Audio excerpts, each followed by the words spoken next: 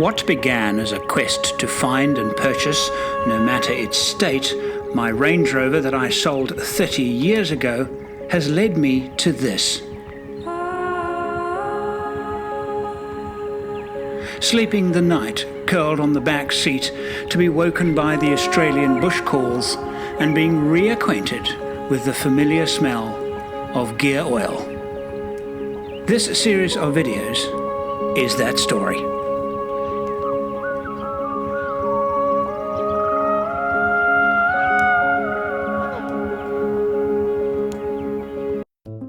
To recap, 8 weeks ago I bought blind, from the other side of Australia, a 1975 Range Rover, and my first action after buying it was to tell my good friend Paul Marsh, whose reaction says it all.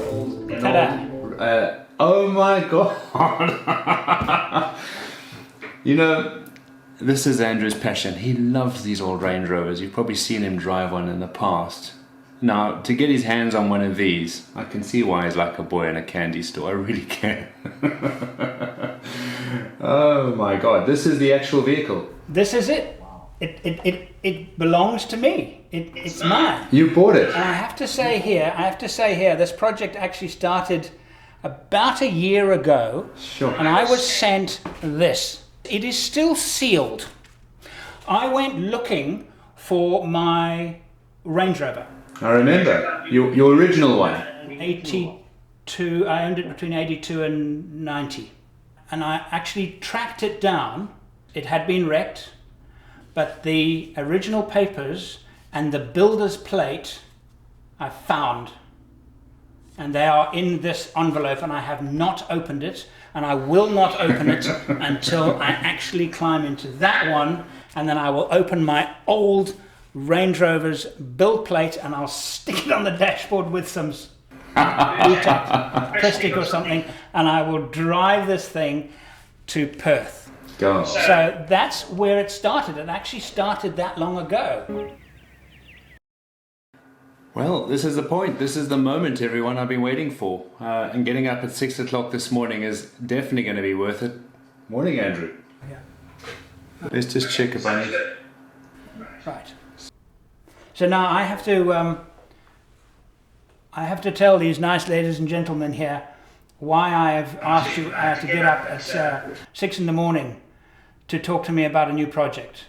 Well, you know, this is your weekend. You know, Cape Townians and people in Perth and Australia, most of them, not all, take the weekend from Friday afternoon. So thanks for giving up the weekend. But I got up this morning. I was probably awake around 5. And I drank a coffee and raced out the door. It's beautiful because there's no traffic. And it's a lovely, misty Cape summer morning. Wonderful. So let's see what you've got to say. Okay, so now, the audience now watching this doesn't know. You don't know. You're the first person I am telling about this new project, so I'm hoping that they are going to react with you. I can't wait. Do you remember how much fun we had in 2019 building the Land Cruiser in Cape Town? Yeah, it was amazing. I mean, it was probably a project that I've really enjoyed for the camaraderie, the sharing. We just really did enjoy it. It was great fun. It was brilliant. It was absolutely brilliant. Now, I would, if COVID-19 wasn't here right now, send you money for a plane ticket and fly you to Australia to do this project. Wow. But I can't. Well, you know. So here's my invitation, even though I know you can't accept it. Thank you. And I can promise you, it sounds more and more exciting now.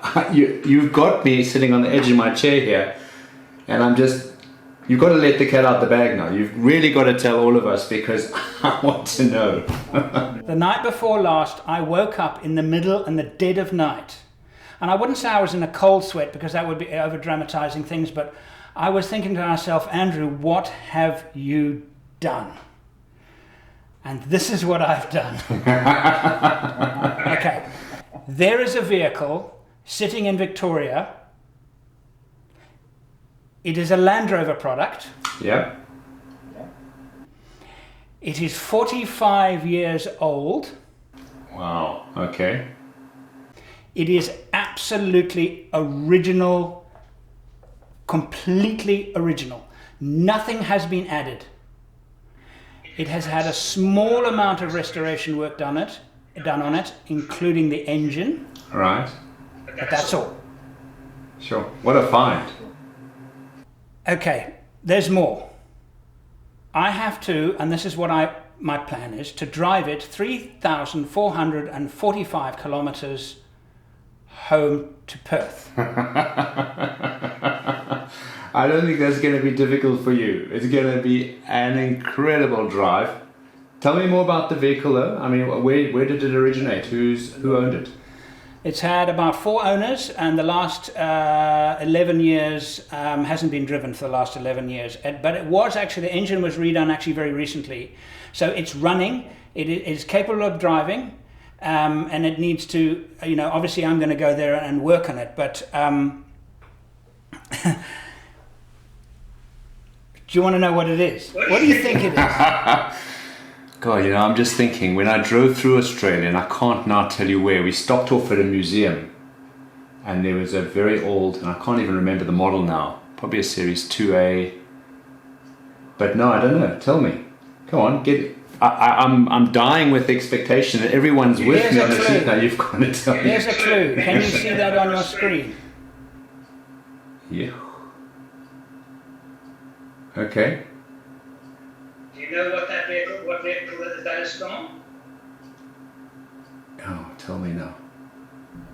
Come on, I need another clue now. Here it is. This is not going to be an old. Oh my God! This is Andrew's passion. He loves these old Range Rovers. You've probably seen him drive one in the past. Now, to get his hands on one of these, I can see why he's like a boy in a candy store. I really can. Oh my God, this is the actual vehicle. Wow. This is it. It belongs to me. It's mine. You bought it. And I have to say here, this project actually started about a year ago. Sure. And I was sent this. Excuse me, Paul, I'm just going to speak to the nice people here. I was sent this. It is still sealed. I went looking for my Range Rover. I remember your original one. 82. I owned it between 82 and 90, and I actually tracked it down, and it was wrecked. It had been wrecked, but the original papers and the builder's plate I found. And they are in this envelope, and I have not opened it, and I will not open it until I actually climb into that one, and then I will open my old Range Rover's build plate, and I'll stick it on the dashboard with some plastic or something, and I will drive this thing to Perth. Go. So that's where it started. It actually started that long ago, because I just had this I don't know, I just wanted to own one again, and I didn't know how. And as I was saying to you, that the law of attraction just kind of works that way. If you know what you want, somehow the universe tries to give it to you. And if you're receptive to it, and don't fumble too much when things don't work, you just be positive, it tends to deliver things. And this thing fell into my lap. You've talked about a Range Rover, because I think it really goes back to your childhood memories. And when those deep-seated memories sit inside you, and you remember back to those old days, the fun days you had, the days that took you into the passion of what you've done for the last 35, 40 years, it's just incredible to think that, the childhood dream is now being lived again. And I think, for me, it's a lot about dreams. And I often say to people, it actually is a dream that we all should hold on to. The condition of this, Andrew, is incredible. If this is the finished condition, it's brilliant. This is it. Now, he's done some refurbishment of the inside, the carpets, the driver's seat, but this is absolutely original. And I remember working on our Land Cruiser, and we kind of fumed every time we found something that somebody did to it, because so often it's done badly, and it was done badly in that case. And this thing is untouched. Wow. And to me, that is why I just was drawn to it. And when I bought my first one in 1982, it had the exact same mileage as this one has now. 74,000 kilometers. Exactly the same. It's almost like it's, coincidence? as you said, the law of attraction. And I do believe that when you put things out to the universe and you focus on it and you give it energy and you feel what you want and you really believe it, it does come to you. You just need to be patient. It doesn't always come to you in the way you want.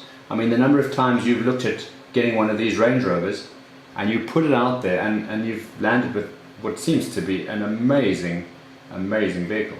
Wow. I'm very envious. Good. Sorry, of all the Land Rovers, this is probably the one to own. Well, of all the Land Rover products, the ones that are worth probably the most are the original classic Range Rovers. They really collect very, very high prices, you know, properly restored original classics. And this is one with low mileage. I mean, I had to show you this picture here. Look at that, it's got that steel fan. It just shows its age, you know.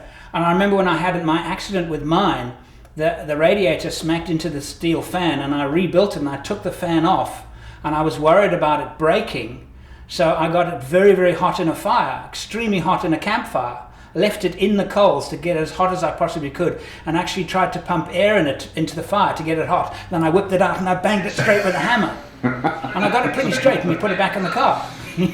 Oh man, they really have got an iconic history, you know, right through to the Darien Gap. Just something else. Oh, I know. For those of you who don't know, the Darien Gap in 1972, 2 Range Rover, I think they were suffix A's, the same as I used to have. This is suffix D. They traversed the entire Pan American Highway before it was built, particularly the centerpiece, which was Darien, and that to me was just fantastic. It was like Superman. It was like you couldn't get more thrilling than the Darien Gap, even though they broke down. But the fact is that they did, and they accomplished it, and it was an amazing, amazing expedition. For me personally, this is something special because all my adult life, I have looked forward to seeing one particular vehicle because as a child, I was smitten with Range Rovers, and particularly with Range Rovers that drove from Alaska to Terra del Fuego at the southern end of South America. And after all these years, here is the actual vehicle itself.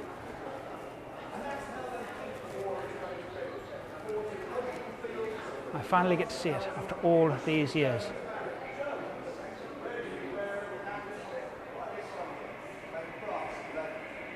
It's a bit. I made models of it when I was a child.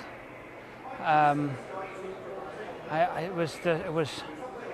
was everything. It was why I do this. It was why I got so involved with four-wheel drives, and it was this vehicle doing that trip.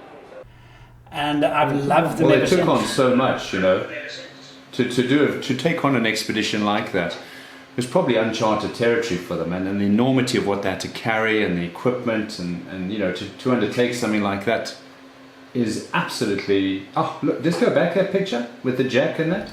So that you'll enjoy. That's original. So if I look at that picture there, that is a crank handle. God, that if you look at the front bumper, there's a hole in the front bumper, and that goes through, and you can actually crank the engine. And I cranked my previous one. I cranked it. It was flipping hard work. And I couldn't, when it was cold, I couldn't start it. I tried, not a chance. So I warmed it up. I got it nice and ticking over lovely. And I turned it off, and I got there and I started it just because I wanted to see if it worked. And even then, it was flipping hard work. And I was terrified the thing was going to spin back and crack me on the knuckles or something, but it didn't. But I remember doing that. But this is original. Original stuff. Wow. Gosh, you know, I haven't seen it as complete a vehicle in a long, long time. This is phenomenal. Wow. So, and also I should mention here that I have had assistance in this project from the Off-Road History Museum. Wow. We talk about things and they send me stuff, I send them ideas and everything like that, and they heard about this and they said, we'd like to be part, this is what we do, we build old vehicles and we display them. Over 360 cars in this museum, and we divided to 4 sections, 3 buildings. And this section we have, in this building we have 2 sections, my modified car and the general section, which is the cars which is unknown. You carry on. And they said, how can we be involved? So we chatted and they made this possible. As a result of my undying love for Range Rover Classics, my entire family now love Range Rover Classics, and they were walking along here and they saw this one and they stopped in their tracks. I could almost hear the skidding noises from the other side of the museum. The desire to own another Range Rover Classic was given fuel in 2016 when I drove an identical to mine Suffix A Range Rover in Wales. It brought back such powerful memories that they embedded themselves into my consciousness. It's wonderful. It's all coming back to me. I mean, it's as if I've never stepped out of it. And this is they don't make tailgates like this, eh? Oh, I was going to say, See, different. No, that's right. let's bring back memories, isn't it? Such that in 2019, I went on a search for my own Range Rover and my father's, both in South Africa. Of my father's Range Rover, I could find no trace, but mine I did. I vowed that if I could find it, I would buy it, no matter its state, and bring it to Australia for a full restoration. When I was informed that it had been scrapped, I mentally shelved the idea. But the good news was that its original build plate was saved, and I managed to purchase it. Then when this Suffix D model came to my knowledge, and the fact that it was so original, I made plans to get it. St Pierre White. The 4-wheel drive history museum intervened and made these plans a reality. It's clear to me now that I'm going to need some assistance from quite a few people, and I'm going to start with our good friend Paul Marsh. Also a number of other assistance from them in terms of know-how and stuff like that. Put us into contact with some of the sponsors who will sponsor spare parts. So we had Terrain Tamer, this time we've got Britpart. You know Britpart very, very well. I do, yeah. My big question to you is actually this.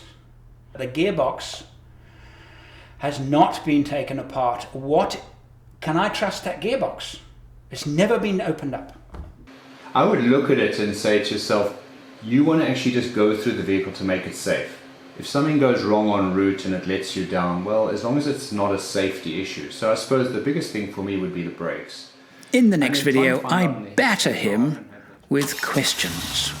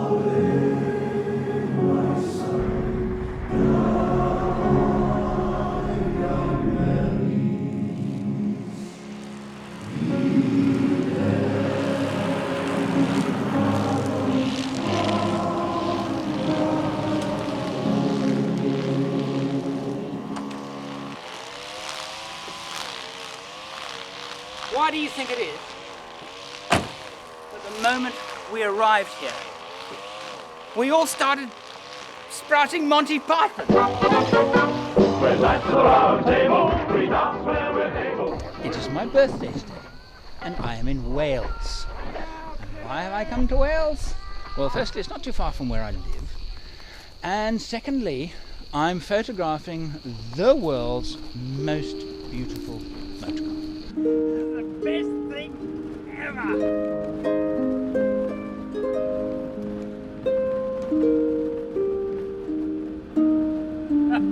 I just want to drive into the sea. Oh wow, what a day, what a day, what a day. It's fantastic. Oh, stop smiling.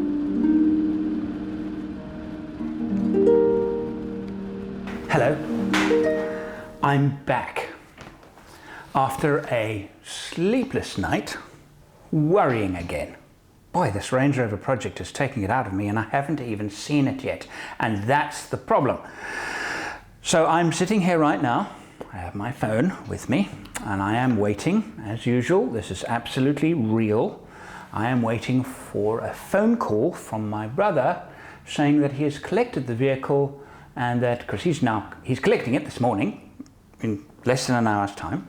He's collecting it and then driving it a short distance for it where it will be stored for a short time while I find the people who are going to work on it and set that up so I can go over to Victoria and work with the mechanics and then drive it. You know, driving that box with mechanical sympathy, and you're going to drive this gently. I know you're going to love this car. Gave me great encouragement that in fact this is a doable project. Yeah, and I say that because I've done classic car rallies around the world with much older classic cars in their 40s, 50s, 60s, and these old cars, when they get put together and we drive them, I mean, we drove vehicles from London to Sydney. But here's the other thing. I was awake in the middle of the night thinking, well, what if it's in really bad shape? For example, rust is the biggest issue, or just neglected and tatty, and I look at it and say, okay, it's not really worth me throwing in a lot of money and time to get it right. What could I do with it? And I had this other thought. I was told that, again, this is the, if you'd watched the previous videos, you'll know what this is. I went looking for my Range Rover. I owned it between 82 and I sold it in early 91. Somebody who actually does this professionally helped me, and I looked for my father's Range Rover, found no trace, but mine actually did find that it had actually been scrapped, and found amazingly the original paperwork and the builder's plate. If I had found it lying in a field and it was completely rotten, imagine that. Would I have bought it and dragged a rusting hulk and spent all that money to bring it to Australia? No, it would be ridiculous. If there were no or very few parts that I could take from it, would I do that? No. What I would do is take the builder's plate off and rebuild it from scratch. And I've got all the original paperwork for my car sold to the original owner in Lancashire, Rochdale, Lancashire, was my one, and he took it to South Africa and I bought it from him, obviously, in South Africa. And the one that I just bought, one of the reasons why I believe that the car is genuine and everything that I have learnt about the car is in fact correct, even down to the very low mileage, is because I have all of the original paperwork for the car. That's exciting to me. What I'm also going to do during the process of bringing it here is I'm going to tell some stories from the Range Rover diaries. But for example, if I look here at April of 86, we did a trip through Botswana with my good friend Mark and his 73 Range Rover, and because we had a catastrophic engine failure. My very first published article was that story. And it was published in the Land Rover Owners Club magazine. And that was the beginning of my four-wheel drive writing career, 1986. That story is worth telling. And if I scroll through this, there's lots of work on the car, and the following have been replaced, and lots of information. But every now and again, there's a moment in the car's history. I had two accidents in it. My very first expedition, where I learnt about tire pressures, because the book I was reading, there was nothing about tire pressures. Absolutely nothing about tire pressures. A description of new wiring system. And I will do my best to collected new wing mirrors, February 88. And I think there's a lot of really interesting stories, including a trip to England to get a factory reconditioned gearbox that I then fitted, which then broke. And I had to drive that was at the same time that I lost a front wheel bearing. That was my fault, a mistake that I made in servicing it. Lost a front wheel bearing and replaced and rebuilt the front right hub, and drove 600 or 700 kilometers in third gear the whole way. Lots more stories to come. So now I'm going to wait until the phone rings, and I've asked Simon to film it, photograph it, and be our ears and eyes on the ground. Tell us what's going on. Show me my car. I hope you do a good job. But most of all, Simon. Actually, I'm gonna put this on. I'm gonna message him. Most of all, Simon, please do a little test of the brakes, and whatever you do, don't trust the handbrake. This here is something that I will definitely take with me. This is a Range Rover repair operations manual. There it is there. See that there? Okay. This was the one that my father purchased when he bought his. He organized this because we took it to South Africa on the mail ship Windsor Castle, and we were the 11th Range Rover to be imported into South Africa, and that was 1974, the 11th. I can tell you stories about that, amazing coincidence, which is I probably will do in my Range Rover diaries. But this workshop manual is what I used to rebuild, to maintain my Range Rover, and of course actually rebuild the engine. And so it's a good, very, very good manual. And it's quite dirty. It's been well used, wiring diagram, things like that. So that is going with me to Victoria in case I have any problems en route. I will have a workshop manual, and it's quite badly damaged, and the reason for that is that I used to carry it on my expeditions in my Range Rover, and I would push it underneath the seat, and one day the seat was slided forward or back, and it crushed it. Anyway, so that's why it's a bit damaged, but it's all there, and that's very useful.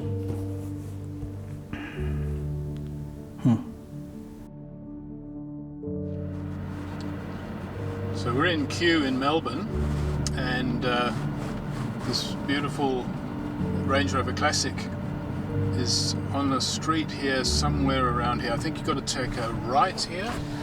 It's an hour later. I turned the camera back on. Still no call. I know he got my message about the brakes. He gave me a thumbs up. So it's all happening now.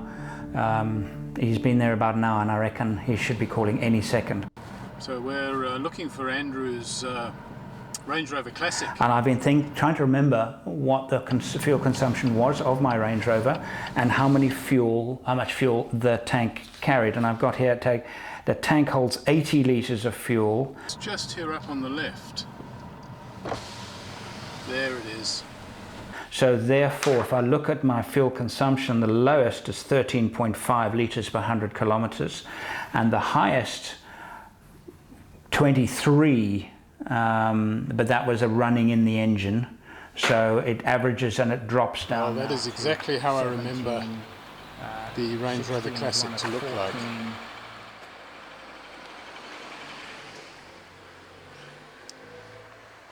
I will have a range in the tank of 470 kilometres at 17 litres per 100 k's.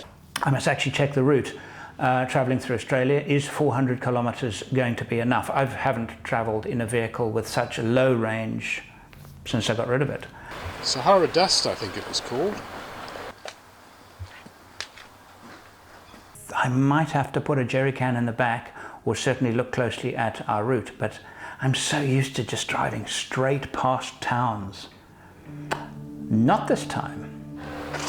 A little bit of paintwork damage, but otherwise just as I remember it.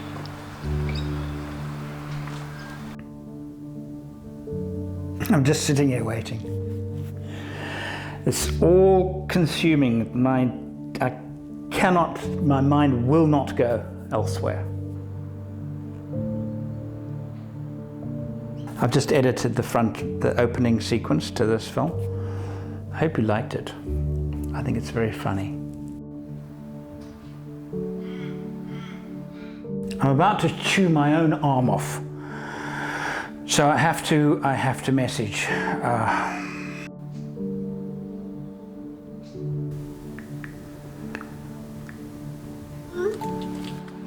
So we're just going to get Damien to start it up for us.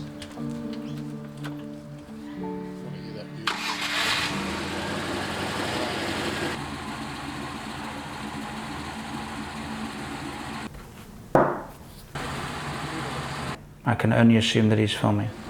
So that they need gas. You have all replacing on the chapter, so I'm just using this one.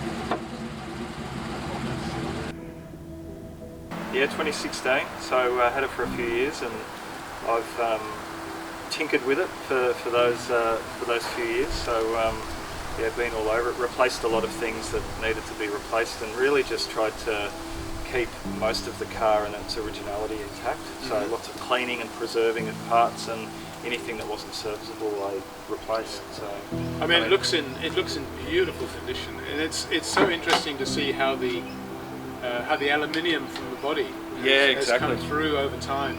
It's yeah, absolutely. I love like the old Land Rovers, how that's right. Yes. How it all fades away, and some really lovely patina on it. Some really nice patina on the roof as well. And paint obviously has seen a lot of sun. So I can't. I'm going mad here. This is just ridiculous. I know I should be patient, but you know.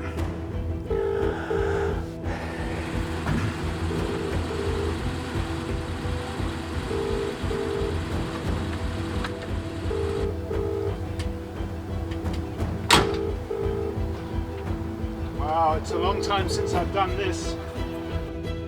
Are you reached?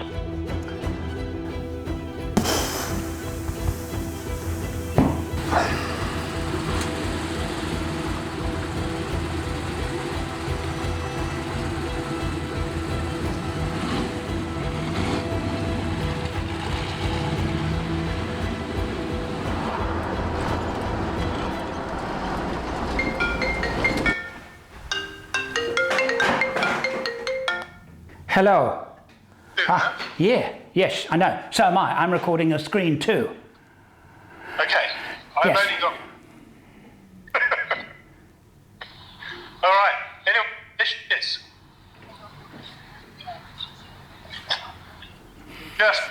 Just see a park there. Yeah, she's fantastic. Nikki took some footage from the back of her cabriolet, leaning out the back over the boot, watching me drive it along the road. Cool, tracking shots, fantastic. Yes, a proper tracking shot, so it should be quite good. Anyway, she's here. I must say it is a very different vehicle to drive from what I remembered.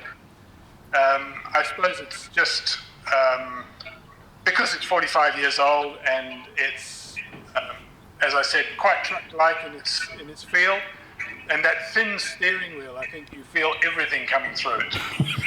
It's like a pencil. It is. It's like a pencil. Yeah. Yes. Yeah. And yeah, lovely. One thing I have noticed is that I can't seem to lock the passenger door. Oh, okay. Passenger door. Yes. Okay. I'm not sure what the issue is there. It could be that little sliding thing. Remember, it's got a slider. Right. Maybe it's not locking in. Okay. The tailgate gas struts need regassing. Okay. So there is a piece of wood there which you use to keep the tailgate open. Okay. So, All of these things are so familiar to me. yes. Yeah. Yeah. Right, last step of its delivery journey. We're just going to drop the car off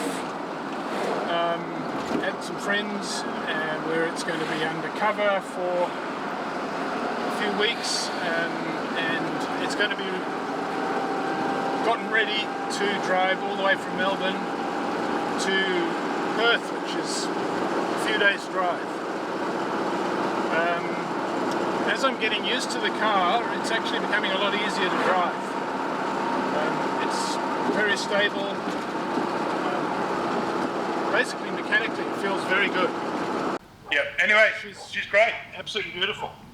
Wow, I'm very pleased. I was very, very glad earlier when you said it was tracking straight on the highway, the brakes were good, and you know she just ran well. That's a very, very good sign.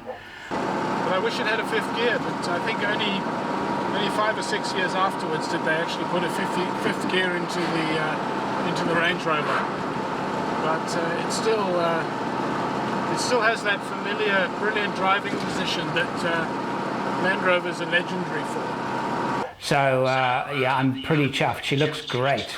And I forgot to turn the choke off when I got here, because when I started it, I gave it a bit of choke. And of course, I'm just not used to putting chokes back in again. And I thought, gee, this thing's revving a bit high. And then I realised, oh yeah, the choke was still out. And then it idled actually very nicely. Wow, that's amazing. And the engine, just beautiful. I mean, it's clean and it's been reconditioned quite recently. Yeah, recently, yes. Yeah. So it's in good. Yeah. You're gonna have fun. And the gear coming in and out, and the gear was, your gear changing, was that good and smooth? Look, reasonably, it's a bit clunky. They are clunky, yes. Yeah. Because I'm just not used to it. I think more than anything else. But the second time I drove it, it was a bit easier. Right. Okay. Do me a favor. Just turn your phone horizontally. So turn it horizontal, yeah, like that. And now do a tracking shot around the car so I can get a really good look at the car. I know Nikki's going to do it too, but I just need it now. I need my fix. I mean, all it needs is a good spray job and it'll be magnificent. Yeah, the bodywork is actually pretty good. I'm just trying to see if I can get you a little bit of a pan of it.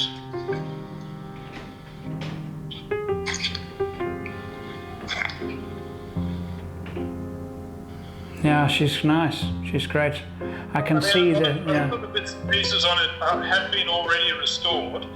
I suppose the biggest issue was from the paint job is that it looks like somebody's been polishing it over and over again. And you can, I don't know whether this is capturing it, but you can probably see the aluminium package. Oh yes, I can. Right. Yeah. So yeah, it's pretty much it. Okay, mate. Thanks very much. That's wonderful. I'm very excited about it. Okay. So, and thanks for getting it there safely for me. And I'll be in touch with when I'm going to come and spend some time with you guys. Yeah. Good. Okay. Okay. Brilliant, hey? Thanks. Bye. See ya. Cheers.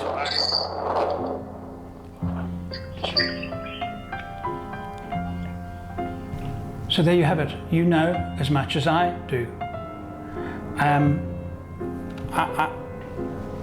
It's a enormous relief.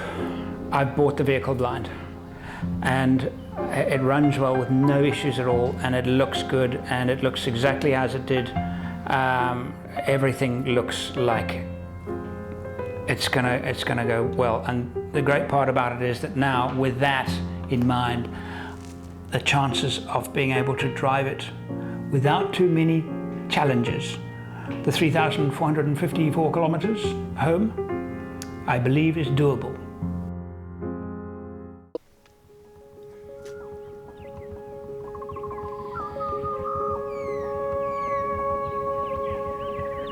What began as a quest to find and purchase, no matter its state, my Range Rover that I sold 30 years ago, has led me to this.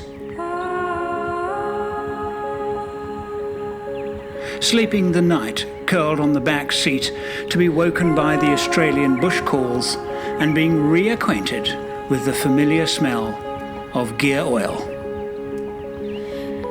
This series of videos is that story.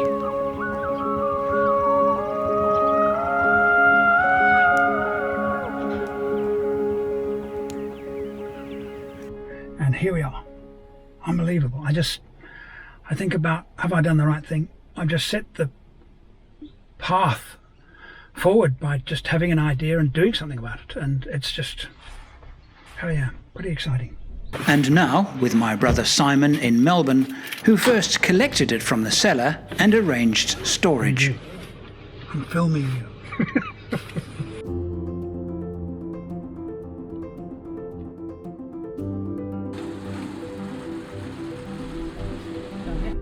I recognize it.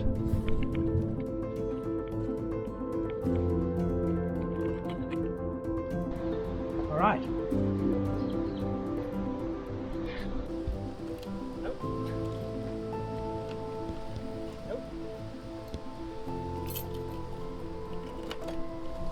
Yes.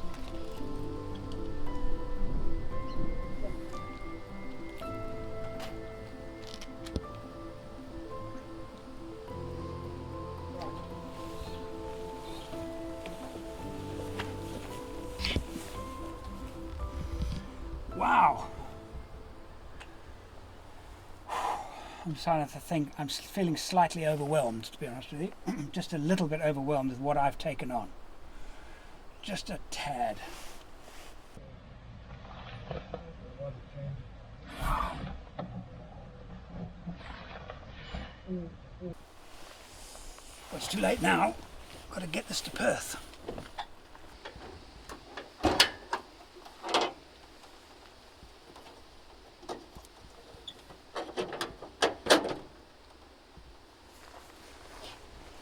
Right, before I start it, I want to check the oil. Good, near the top. Alright, so I'm going to try and start it. The battery actually looks quite new. If it starts easily, then I won't bother replacing the battery. That's a good indicator, that's nice and green, so I'm guessing that the battery is good. I'm going to start it. See how it goes. Choke. I can hear the fuel pump.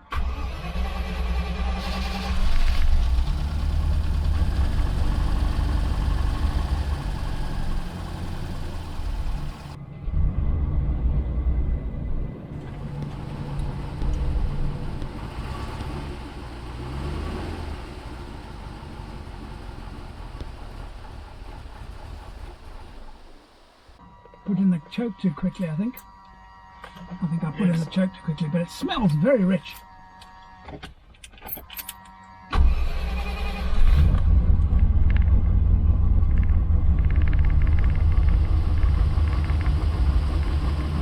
It's like adjusting the mixture on an aircraft.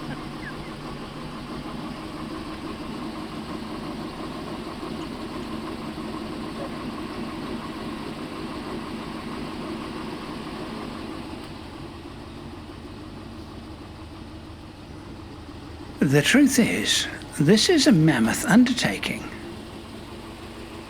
The interior is not in particularly good condition, and the vehicle is tatty. Which begs the question, how good is the machinery? I feel quite intimidated, to be honest. At present, the Range Rover is unlicensed, which means I must run it on temporary permits. And these permits are restrictive in how I'm legally allowed to drive it, which means for the first time I drive it, it'll have to be to the designated repair centre. And that will happen tomorrow. I've never done anything like this before. To take such an old vehicle and the fact that I bought it blind is neither here nor there. But the fact that I bought it and the fact that I now have the challenge of getting it right and suitable, and I've got to decide what I do with it long term. But you know, I thought to myself, you know, this is overwhelming. But if I take this on in bite-sized chunks, just bite-sized chunks, the next bite is this week. He's now getting it mechanically good for the drive, long drive. I think it's going to be quite an epic drive in terms of, you know, comfort and things like that. Hasn't got a fifth gear, has no air conditioning. I'm going to do something a little bit about the noise because I know these LT95 gearboxes are horrifically noisy. And getting it to Perth and driving it all the way there. Then I will look at the next phase, whatever that is going to be.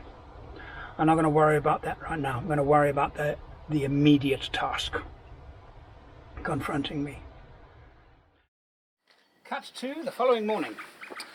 Feeling a little bit better this morning about the vehicle, seeing it again, and my prospects. I didn't sleep last night because I'm actually quite anxious about what I've bitten off, but I'm now going to drive it. It's going to take me probably an hour or so to get to the workshop, Rangy Heaven, where they're going to, I think what's going to happen is that what I've actually bought is going to be revealed to me, because we'll put it up on a lift, have a look, and then decide what we're going to have to do to make sure that I get to Perth safely and without, let's put it this way, let's lower the risk of breakdown and problems as much as we possibly can, given that it is a 45-year-old car.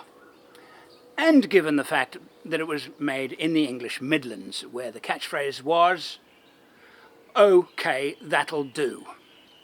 A few things that puzzle me. Why are the A and B pillars black? They were not black. So this has been painted. I have to assume this has been painted. Inertia reel seatbelts. My father's Range Rover was a 74 model and it did not have inertia reels. Was this part of the Australian design rules? Could be, but it didn't have inertia reels. This one does. And I hope this has power steering. My one didn't, my father's did. It makes a massive difference to the drivability of this thing. And this is bringing back some memories. This panel here is loose. The rivets have come undone, and I made a video about a famous road, a road that I had travelled many times. It was a car breaker. This is on my 5th drive on the road, early 1987. This is the main Francistown Mound Road. We're about 230 kilometres from Mound, and the Makati Pans are absolutely swamped. And at this point behind us, they've actually crossed the road. The road was so rough that I used to carry pop rivets to replace lost rivets along the way. What I used to do is I would get out at my destination and take a pop rivet gun and replace these rivets. These smooth paved roads are misleading, and they will peter out and turn into a rough track. So rough in places that it would shake an ordinary car to pieces. And they would come out on both sides. And here I see, very easy to fix, extremely easy to fix, but I see they've come out on this. Now the saloon car concept. I think we're ready to go. So what I want to do is make a note of the mileage. 74118. The wiper and washer control. In the preliminary videos I did, I noticed that the trip meter was on 8888, and that was and I thought maybe it was broken, and it's not broken. And I said it was possible that the little gear had broken in the Odo Speedo, and it had. And I noticed in the paperwork that it was replaced in 2011. This appears to be working. But it would be naive to think that it's just done 74,000 kilometres. 174, 274. One good indicator is the wear and tear on the pedals. Definitely not just 74,000. Look here, here's a clue. April 2011, service reminder at 79,000 kilometres, and this has got 74 on it, which tells me that this car has been parked since 2011. Let's go. Choke.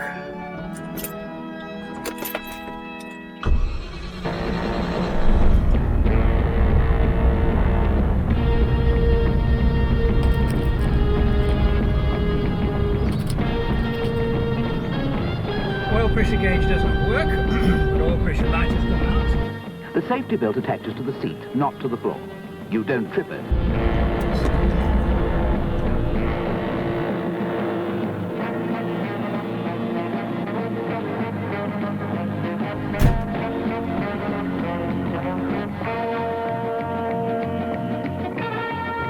$3,541 kilometers to go.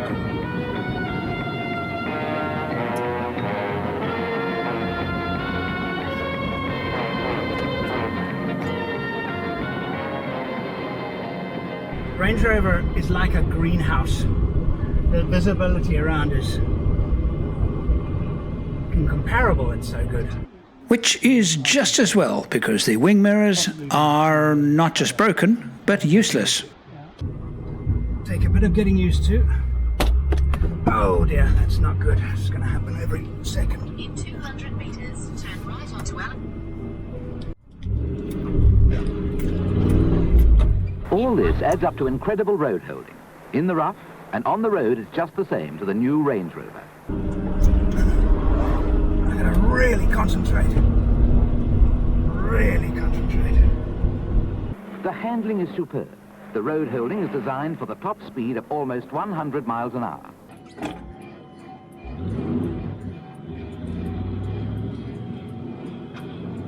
Okay, the feel of the vehicle is pretty loose. A bit worried about the gearbox because it jumped out of third gear. Acceleration is fine. There's a couple of knocks in the suspension. It was jerking earlier on, but I'm very low on fuel. But I don't think I'm empty because the light is flashing, which means there is fuel sloshing about. But I've got to get fuel quickly because I have no idea. I'm not going to put a lot of fuel in because we might need to, probably will drain the fuel tank.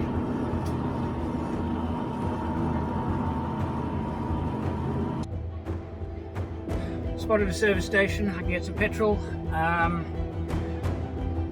Siri, closest petrol station. Drove me straight past this one. Would have.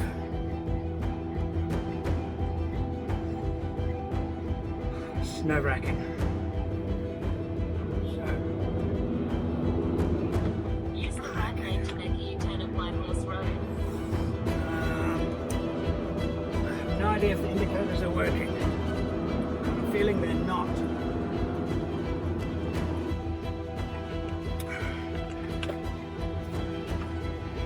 This does not have power steering.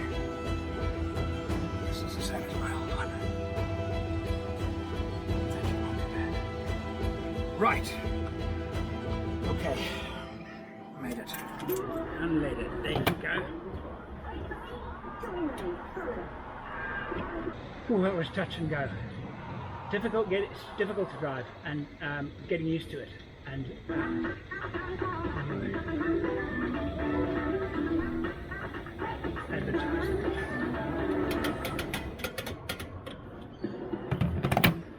right, now I need to navigate to a place called Rover.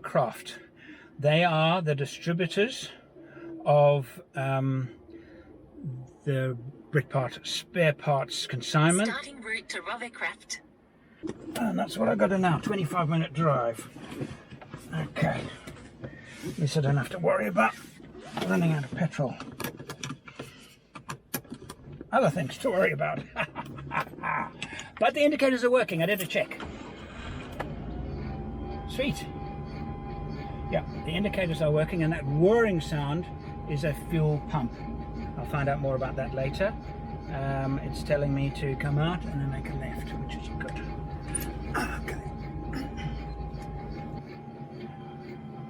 Range Rover has the most marvelous driving position. You sit very, very high, and it was the start of the imperiousness of Range Rover drivers over everybody else, lorded it over everybody else. And In 1.1 kilometres, turn right onto Springbound Road towards Glen Waverley. And Land Rover kept that driving position in its Discovery 1 and Discovery 2.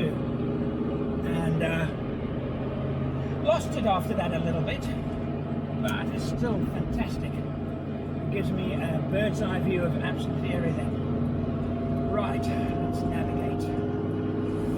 There's a bit of a knock in the steering, it's not bad. There's just a little glunk in the steering somewhere. You know, it could be a ball joint, it could be a few, you know. The motor's the most important thing. It's sweet, it starts quickly, it's now running without choke, which is good. The indicators are working, the brakes are fine, there's nothing wrong with the brakes at all. The clutch feels absolutely fine. There's a knock in the back suspension, easy to fix. These are easy to fix, these things. In 4.1 kilometres, turn left onto Burwood Highway. Steering is vague as anything. There's a lot of play in the steering. That can be taken up steering box. I know how to do that. We can do that. I'm not going to touch anything else now. No fan or anything like that to see if there's ventilation. Obviously, there's no air conditioning. I did a test a while ago, going down a hill on compression in third gear, where I thought it had before jumped out of third gear, and it didn't. I was trying to get it to by, you know, pumping the throttle a bit. There's not that much backlash in the transmission, which I'm quite surprised about. Mine had bags of backlash, so I'm getting used to it as well. I think that's the big thing here was just becoming familiar, re-familiarizing myself with the feel of this car. It does feel a little bit like driving a garden shed. It's very loose. It's not, you know, it's 45 years old, so what did I expect? And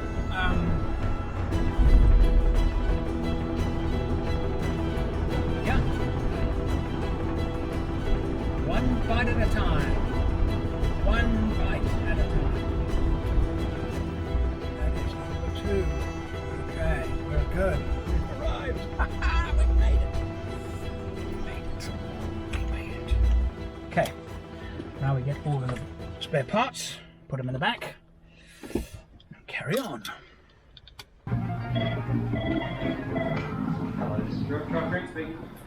Oh my heavens. Yeah. Wow. Okay. That's it?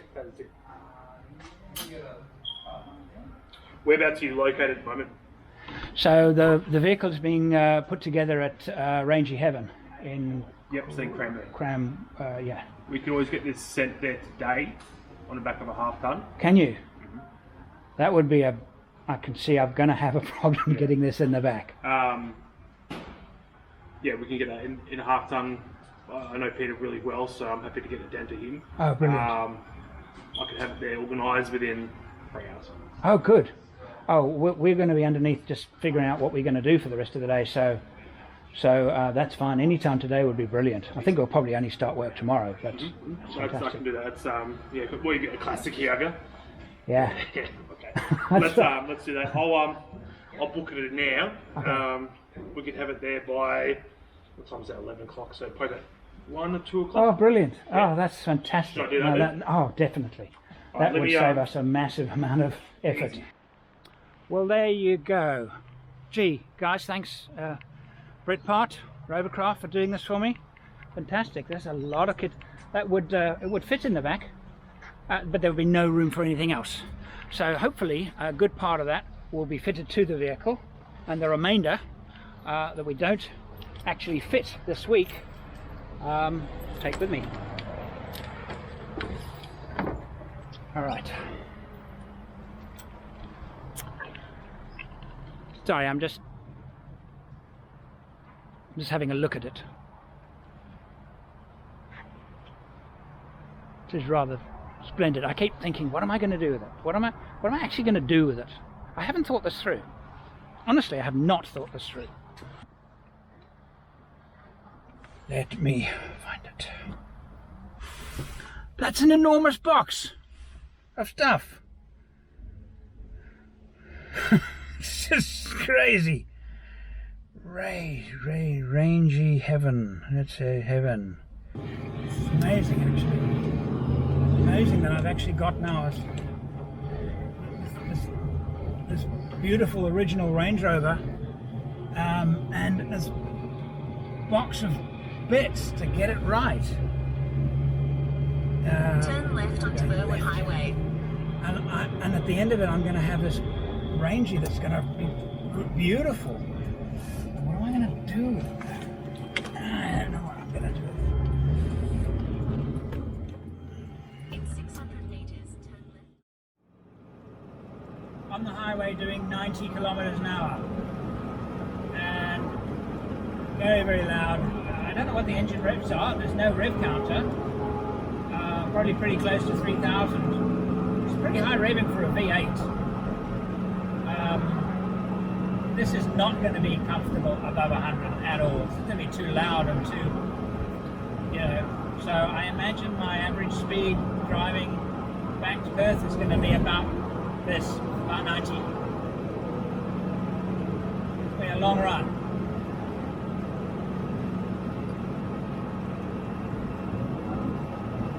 Seats are great though. Range Rover had fantastic seats. I think you're down there. There it is, Rangy heaven.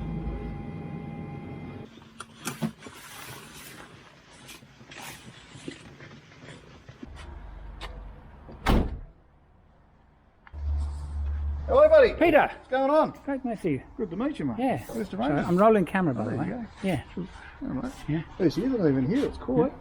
No? It's actually running okay. It's like a bucket of loose bolts, but it's actually running okay. Is it as good as what you thought? It's what I thought it was. Pretty much what I thought it was. It looks like they've rubbed it down and put clear coat over it to have that sort of...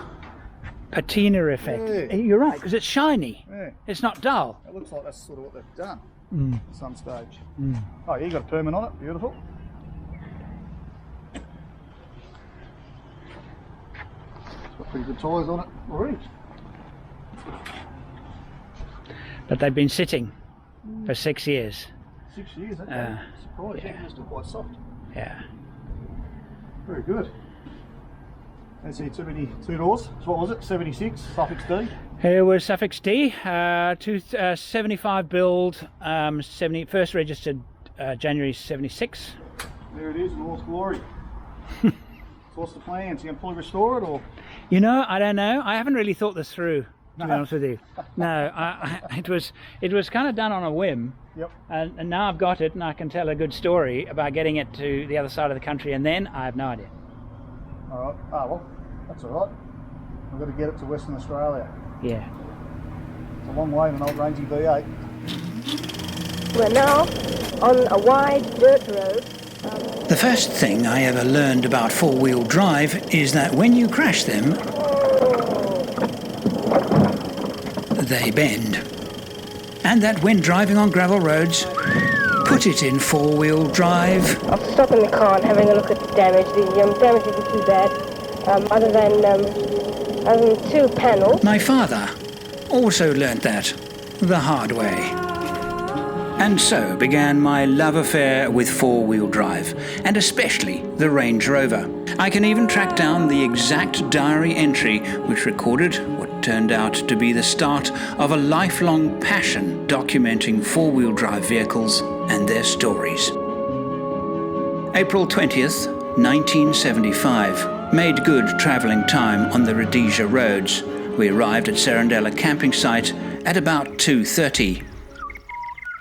We had a crash on the road travelling towards Kasane. 22nd April. We were trapped by elephants on the road. We were nearly charged by one. All on tape and film.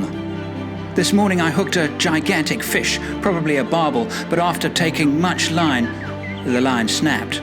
The big fish caught the line around some obstacles in the water. I was using bacon rind as bait. April 27. In the morning, someone else in the camp claimed to have seen a lion in camp.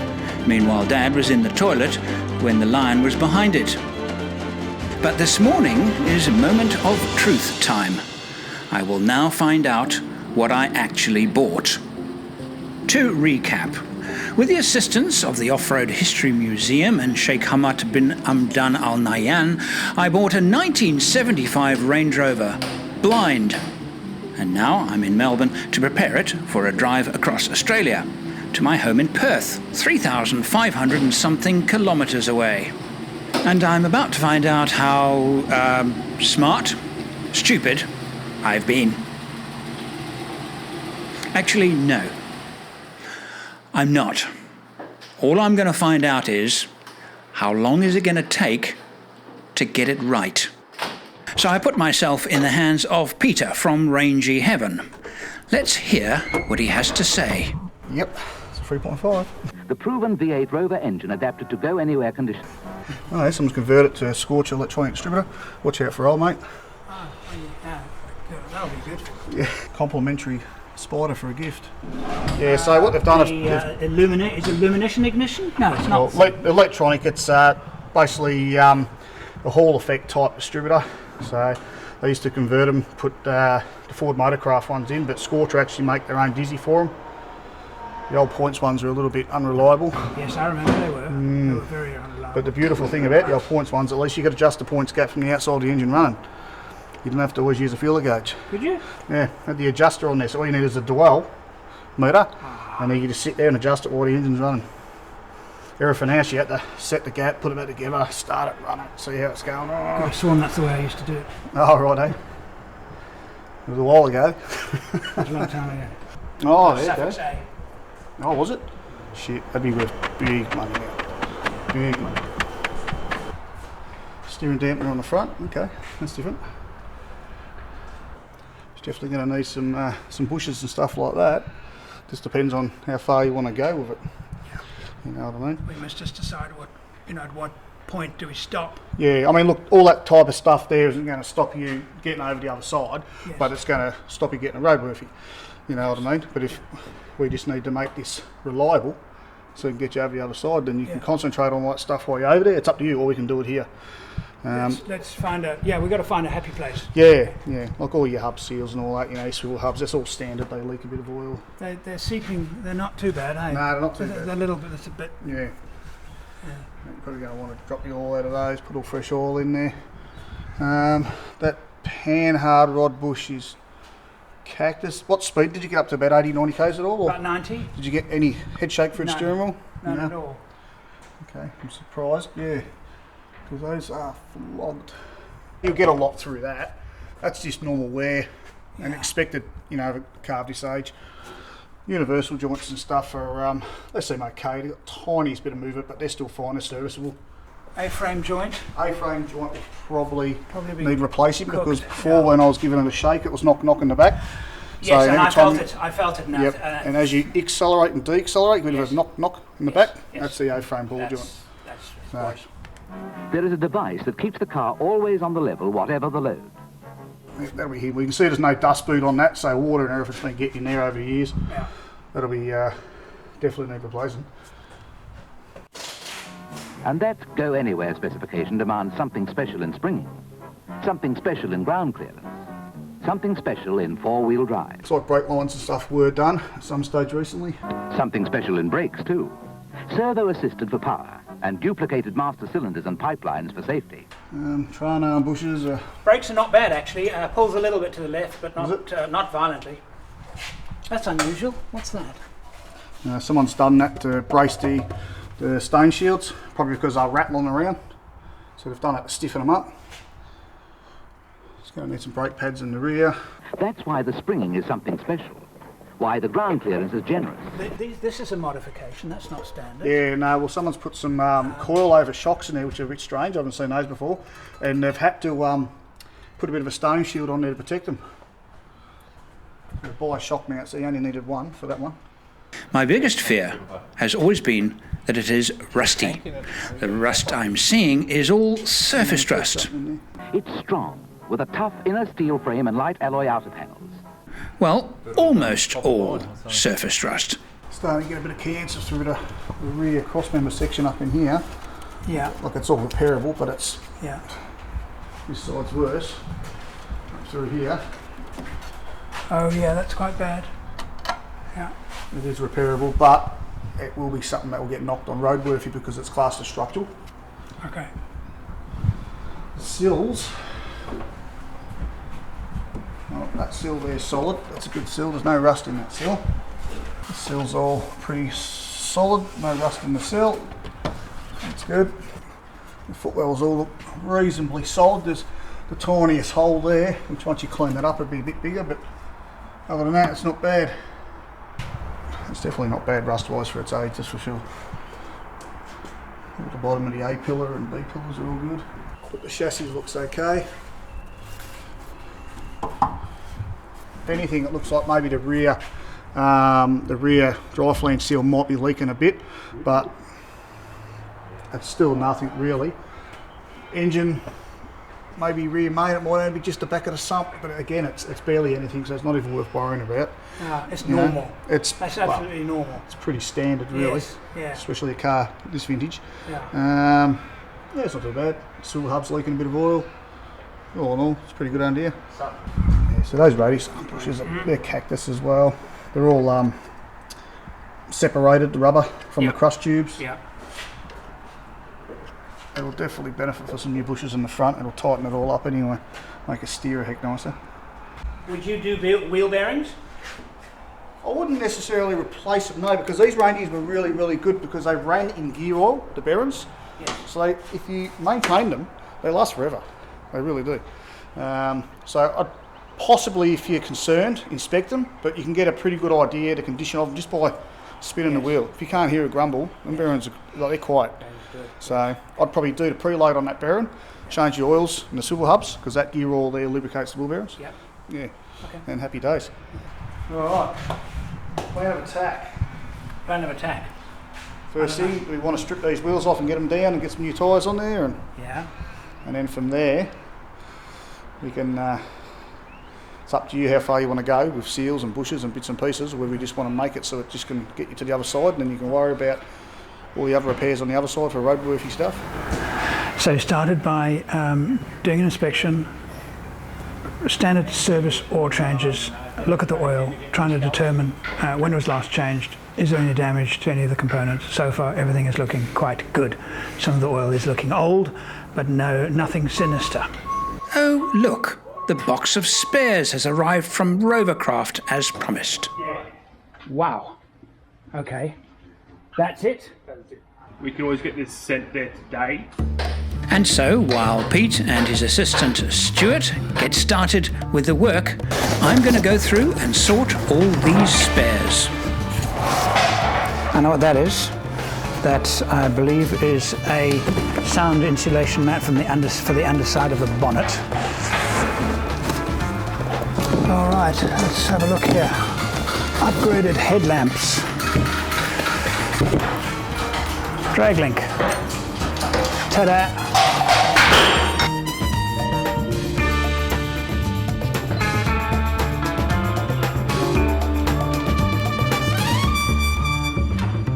What? Now I'm confused. Why has it got two steering dampers? That's factory. That's factory Land Rover. That's aftermarket. Someone's welded all this on the steering arm and put that on. So it doesn't have to be there. Why would they do that? They must have had an issue with butt steering or steering or something like that, and they've been trying to control that by putting an extra dampener, which they don't generally need. So I'm going to put a box together that will, if I have a failure, for example, in the fuel system, I'll put in the fuel pump, spare fuel pump. Likely failures, carburetors could fail. There's a carburetor rebuild kit, that kind of thing. Definitely going to go into a box that I can find the parts easily. Thermostat.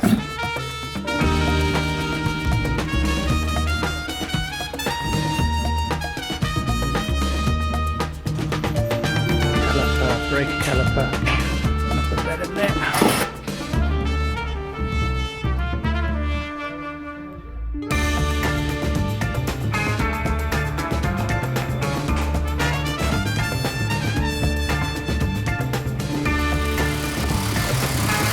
So what I'm doing now is going through all of the bits and pieces and separating the parts that we're going to be fitting, or we know that we're going to be fitting, from parts that I will be carrying with me as spares on the trip.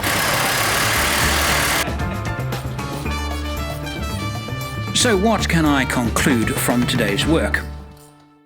Firstly, that the vehicle has had probably quite a hard life, but has been very well maintained. And that counts for a lot. The amount of rust, even for a vehicle this old, is very low. All in all, though, I think you'll agree that I've got a good one. Some of you may be asking, why change the tyres? There was nothing wrong with them. The fact is that they had been fitted to a vehicle that had been sitting on them for over 6 years. That's enough to destroy a set of tyres, and the failures would only happen when they got warm at speed. But that's it for me for today. Not only have I far more spares than I thought I would have, today's progress has been spectacularly good. A workhorse? Well, a racehorse too, point to point.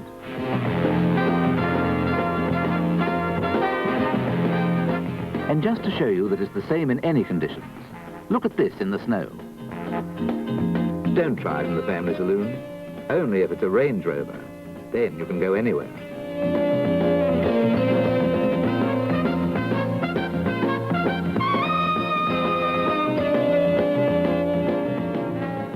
A car for the town and a car for the country. A car for all reasons. Today was brilliant. I mean, today I discovered what I bought. I bought a 45-year-old Range Rover that is in remarkably good condition considering its age, and considering it has not been rebuilt, it's original. We found that some parts have been replaced, like shock absorbers, but they're gone. We found that the indicated odo of 74,000 is, our rough guess is double that. Probably around double that, and then in 2011, exactly as I had predicted, the little gearbox was replaced. I actually found it in the paperwork. So there was a period of time, an unknown period of time, where the odo didn't work. And whatever that is, it's impossible to know. Given the condition of the pedals, the dashboard is in very bad shape because it's been sitting in the sun for a long time. The vehicle is not driven, and I don't think been licensed at all since 2011. For me to now to get a license and get it roadworthy is quite a challenge, in that it's going to need some rust repairs at the back. It's not a serious rust problem at the back. It's not. If you look up, you can see that there is some rust, and it's a little bit nasty, but it's not really terrible. It's very localized, and with a Range Rover like this, I mean any kind of car of this age, that's really not a problem. But it does need repairing, and it would not even be very expensive to repair. But I would need to repair it to get it roadworthy, and I will do that. I don't. The vehicle is far too nice just to now sit and not be used. So I will. My intention is to really actually do something with the vehicle, and as I said before. Okay, I found this on the web for what is the worst cup of coffee in the world. Check it out. Serious, so useless. And I haven't thought it through, and I don't know what I'm going to do with the vehicle, but these are my ideas. How about a resto mod? How about changing the engine into something more powerful, changing the gearbox into an automatic gearbox, and turn it into a lovely, and add an aircon and power steering, and turn it into a daily driver. It would be my daily driver, and I would really enjoy it as a daily driver. I'm not going to go overlanding in it. I might go off-road a bit in it. I might very well go off-road in it, but I'm not building it for overland and off-road. I'm building it because it's a hobby, it's a vehicle that I've always loved, and it's fun. And I'm not, and I'm still getting my troop carrier, which I'll be using for my long distance and off-road. Resto mod means, though, that I have to gut the interior and actually, do something completely. The interior will change utterly, whereas my thoughts were the outside will be absolutely original, and have it resprayed. And I kind of like that idea, but I don't like the idea of having it as a daily driver as it is now, with the underpowered V8 Rover engine and with that really awful gearbox. The other alternative is to just make a showpiece of it, and but I think if that's the case, then I won't drive it much. If I don't make it nice to drive, I won't drive it. Why would I drive it? I won't drive it. I've got to make it nice to drive. It's beautiful to look at, but if I want to use it, then I have to adapt it and make it practical. And at the moment it's not practical because it's not nice enough to drive. The other thing I thought about was, and I kind of dismissed it, but I did like the idea of building it into a replica Darien Breakthrough Range Rover with all of the signage on the side painted blue and everything. I think it's quite a nice idea, but again, once it's done, you look at it and you go, oh, that's nice, and then that's... If I want a future for the vehicle, I need to restore it mechanically, get it mechanically very, very good. I need to replace the engine, I need to replace the gearbox, I need to replace the dashboard, I need to put in an air conditioning system, and I need to make it a nice vehicle to drive, because the Range Rovers that were built from mid-80s or so were lovely to drive, and I've got to bring it up to that specification, but still leaving the outside absolutely original. That is where I'm going at the moment. But again, it's a cost thing. Will I throw lots of money in it to do that? I'm not sure if I'm going to. I've got other projects. I don't know. But I will be keeping it for a while, and I don't need to make up my mind right now.